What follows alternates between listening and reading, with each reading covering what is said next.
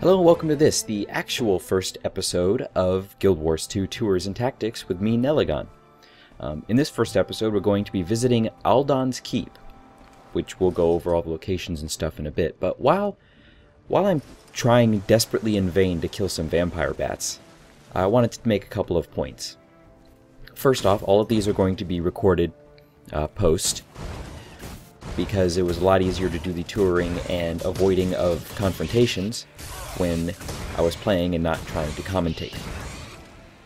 As you can see, I continue to lose valiantly against a vampire bat.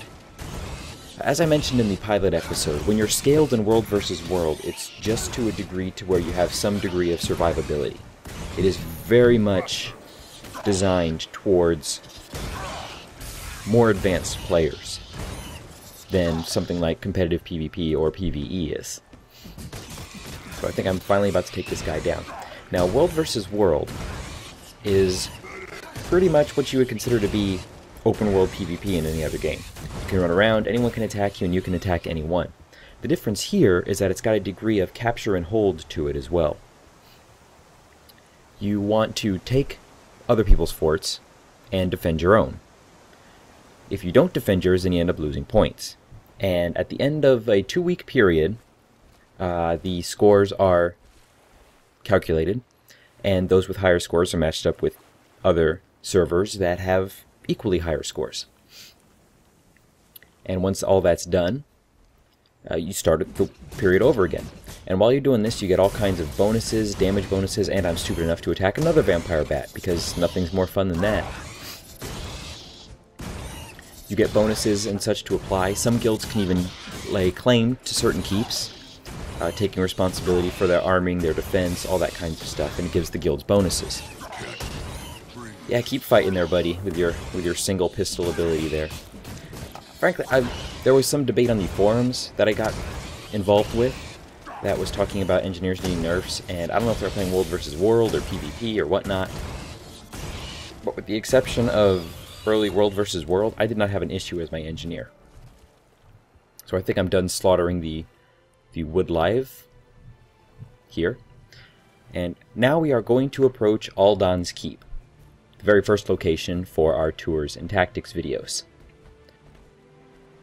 As you can see, Aldon's Ledge is to the extreme southwest of the Eternal Battlegrounds, just to the northwest of the Green Shard Lowlands. It is a tiny little keep that guards that whole area right there. It's got approximately 3 avenues of entrance, 2 destructible walls and a gate. And we're going to resume the video here. And as we approach it, look to the left, and that is 1 destructible wall as I approach it. The towers there are not destructible, but they provide defenders a route to shoot you from. So you might want to avoid those or stick close. This is the main front gate with the guards. We'll go into upgrades whenever we go inside the keep. But the guards are upgradable, and here is the rightmost destructible wall. And as I walk around the ledge here, you'll notice something. Notice this plateau alongside of the wall here. That is a golden place to defend from. You can place arrow carts there, you can place any kinds of siege weapons to defend it from, especially if the enemy is coming from the left side to destroy that wall. Because any smart enemy will be placing their siege engines on this side. They're going to be trying to take down that destructible wall. Anyone can form massive zergs to attack the front gate. That is what I'm trying to combat with these videos. As I was playing the beta weekend event, there were just large numbers of people banging uselessly against the gates. I want to demonstrate that there are other avenues of attack for these various keeps, and ways to exploit them. Now this here is the supply depot, and we're going to pause this right here. And we're going to talk a little bit about supply. We'll expand on it a little bit more once we start exploring the supply camps, but supply is how you build additions and upgrades to your keeps. I'm kind of violating a little bit of a rule that I didn't know, and again we'll reiterate this as the series goes on. You're generally going to want to keep the supply depots in the keeps full. Why? As demonstrated in future videos, it's the only way to repair your gates and your walls when you're under siege. you can only carry 10 supply, and there is no way to increase that. So you have to take the supply, run it to the gate, and repair it. You're hoping that you have enough defenses set up beforehand that you don't have to use supply for defenses. You can just use supply to repair those defenses and those walls. So the general rule of thumb is, as you're traveling the world, to just take supply from supply depots, from the various supply camps scattered around the maps. It's not generally a good practice to take supplies directly from the stored supplies in the keeps. And this right here is a supply pad. This is where all the supplies are kept. And I'm going to go over here and talk to the quartermaster and go over some of the basic upgrades.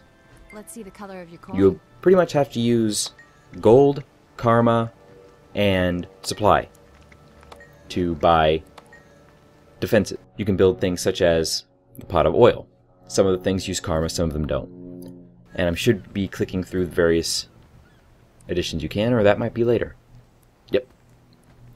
We'll go over those whenever we click them in more detail. As we head up here, we are going to get to the Keep Champion. This is whom you must kill when you're on the attack. Once you defend them, this area becomes capturable.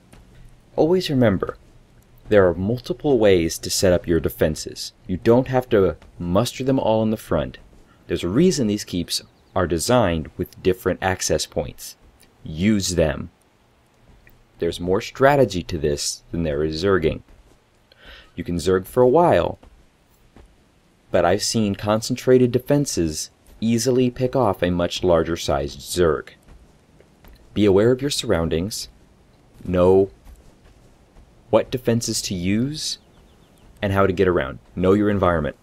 That's the most important part of this series. And as we leave here, we are preparing to move to our next location for the next episode, which will be the Lowlands Keep, which I was talking about avenues of attack. This one is one of the most impressive avenues of attack I've seen in many of the keeps. So, until next time, my friends, game on and take care.